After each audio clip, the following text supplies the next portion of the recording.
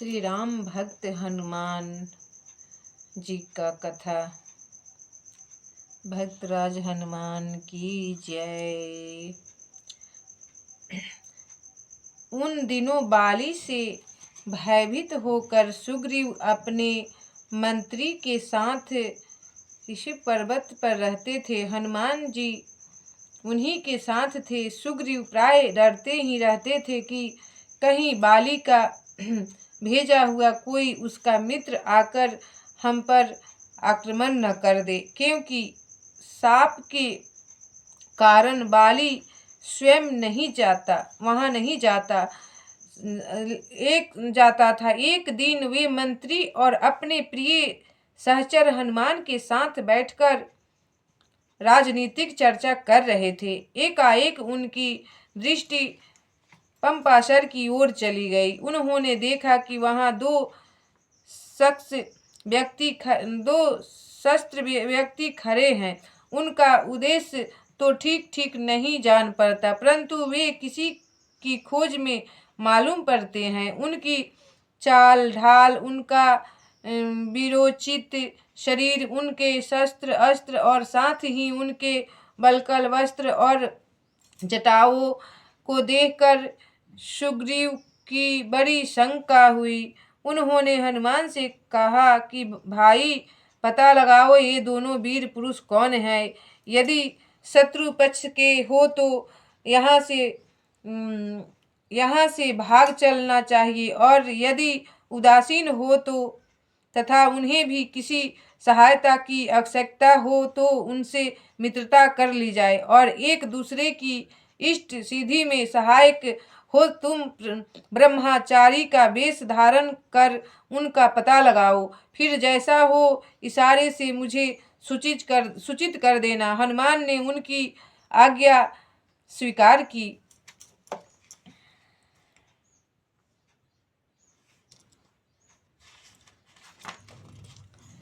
तब सुग्रीव के कहने से हनुमान ब्राह्मण का वेश बनाकर उनके पास गए। प्रभु श्री राम जी के पास उन्होंने योग शिष्टाचार के पश्चात उन दोनों की प्रशंसा करते हुए उनका परिचय पूछा। उन्होंने कहा, आपके सहस्त्र और शारीरिक विरोचित गठन देखकर ऐसा अनुमान होता है कि आप वीर पुरुष हैं।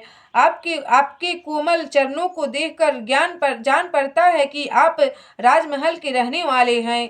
कभी जंगल अथवा पहाड़ में नहीं रहना पड़ा है। आपकी वेशभूषा को देखकर यही कहा जा सकता है कि आप ऋषि कुमार हैं, परंतु कोई बात निश्चित नहीं। आपके मुखमंडल का तेज स्पष्ट बता रहा है कि आप साधारण पुरुष नहीं, अलौकिक हैं। क्या आप तीनों देवताओं में से कोई हैं? कहीं आप साक्षात नर नारायण ही तो नहीं हैं? मेरे मन में बड़ी शंका हो रही है। आप में बड़ा आकर्षण मालूम पड़ रहा है। आपके सौंदर्य और माधुर्य से मेरा चित्त मुग्ध हुआ जा रहा है। आप मेरे अत्यंत ममता शब्द जान पड़ते हैं। मैं आपके साथ कभी रहा हूँ। मेरा हृदय बार बार यह कह रहा है। आप कृपा करके मेरा संदेह नष्ट करें। तब भगवान राम मंद मंद मुस्कुराते हुए हनुमान की बात सुन रहे थे। उन्होंने लक्ष्मण की ओर देखकर कहा, ये ब्राह्मण बड़े बुद्धिमान हैं। इनकी बातों में मालूम पड़ता है कि इन्होंने सांगोपांग वेदों का अध्ययन किया है। इनके बोलने में एक भी अशुद्धि नहीं हुई है। इनकी आकृति पर ऐसा कोई लक्षण नहीं प्रकट हुआ कि जिससे इनका भाव दूषित कहा जा सके। भगवान राम और हनुमान का मिलन फिर वही पर्वत पे हुआ था जब सीता का हरण हो गया। तब बचपन में खेले कूदे, सब कुछ कौतुक दिखा के और चले गए दोनों अपना अपना धाम। वो चल गए गुरुकुल, हनुमान चल गए पहाड़ पर, और वहाँ पर रहने लगे। रहते रहते बहुत दिनों के बाद भगवान राम को यहाँ पर हनुमान जी दर्शन दे रहे हैं ब्राह्मण के वेश में, और फिर लीला दिखा करके फिर दोनों अपना वार्तालाप कर रहे हैं। दूषित कहा जा सके। एक किसी राजा के मंत्री होने के योग्य हैं। इनकी उच्चारण शैली और नीति मता दोनों ही गंभीर तथा प्रभाव उत्पादक हैं। राम के इशारों से लक्ष्मण ने कहा, ब्राह्मण देव, हम लोग अयोध्या नरेश महाराज दशरथ के पुत्र हैं। उनकी आज्ञा मानकर 14 वर्ष के लिए वन में आए हैं। यहाँ किसी राक्षस ने जनक नंदिनी सीता का अपहरण कर लिया है। हम लोग उन्हीं को ढूंढते हुए इधर घूम रहे हैं। अब तुम अपना परिचय दो। अगर माता सीता नहीं उत्पन्न होती, अगर रावण नहीं हरता, तो इतना बड़ा रामायण कैसे बनता। सब कोई अपना अपना सहयोग दिया है त्रेता युग में। सारी देवता देवी लोग आकर पृथ्वी पर अपना अपना अनुदान दिया और तब ही रामायण का रचना हुआ और लीला बना है। भगवान विष्णु भी कम खेल नहीं किए हैं। तब लक्ष्मण की बात समाप्त होते न होते हनुमान का रूप बदल गया।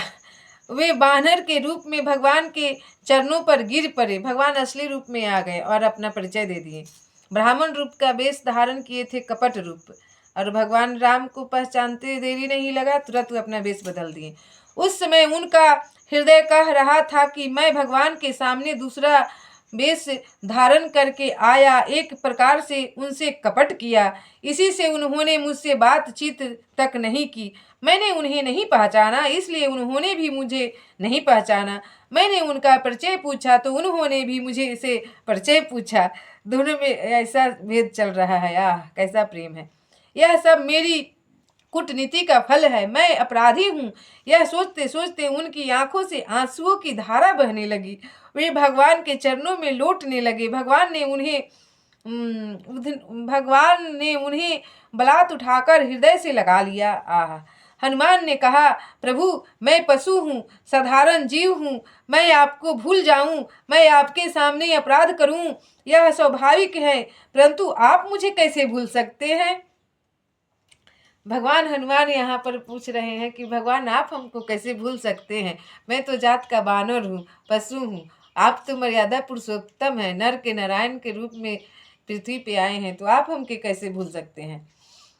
अब आप मुझे कैसे भूल गए। मैं तो आपकी आज्ञा से सुग्रीव के पास रहकर बहुत दिनों से आपकी प्रतीक्षा कर रहा हूँ। सुग्रीव भी बड़े दुखी है। मैंने उन्हें आपका परिचय देकर ढाढ़स बंधा रखा है। उन्हें अब एकमात्र आपका ही भरोसा है। अब आप चलकर उन्हें स्वीकार कीजिए और उनकी विपत्ति टालकर उनसे सेवा लीजिए। हनुमान ने आनंद मग्न होकर दोनों भाइयों को अपने दोनों कंधों पर बैठा लिया और वे उन्हें सुग्रीव के पास ले चले। रामायण में भी वर्णन आता है, भगवान कंधे पर बैठा के राम लक्ष्मण को ले गए हैं ऋषि मुक्ति पर्वत पर। राम और सुग्रीव की मित्रता हुई। उन्होंने अग्नि को साक्षी बनाकर असंख्य संबंध स्थापित किया। बाली मारा गया और सुग्रीव वानरों को राजा हुआ। चौमासे में भगवान राम और लक्ष्मण राम पर्वतगिरि पर निवास करते रहे। सुग्रीव भोग विलास में पड़कर राम का काम भूल गए, परंतु हनुमान कैसे भूलते। उन्होंने कई बार सुग्रीव को समझाने की चेष्टा की, किंतु सुग्रीव ने अनसुनी कर दी। वे अपने काम में लग गए। जब लक्ष्मण ने सुग्रीव को उपेक्षा करते देखा तब वे बड़े क्रोधित हुए। अभी उन्हें तारा मना ही रही थी कि हनुमान ने बुलाए हुए बानर भालुओं की अपार सेना आ पहुंची। यह उद्योग देखकर लक्ष्मण सुग्रीव पर प्रसन्न हो गए।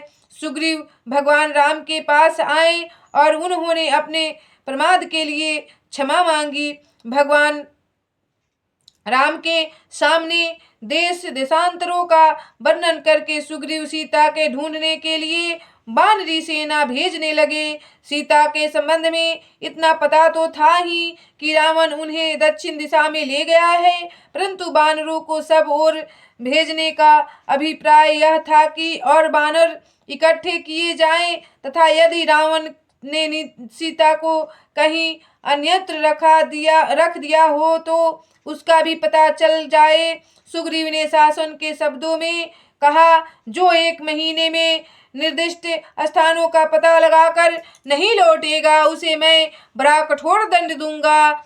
सबने निर्दिष्ट दिशाओं की यात्रा की। दक्षिण दिशा में ढूंढने का काम बड़ा ही महत्वपूर्ण से चल रहा था, इसलिए यह काम मुख्य वानरों को ही सौंपा गया। जाम्बवान, हनुमान, अंगद, नल, नील आदि को बुलाकर उनके काम की गुरुता समझाई गई।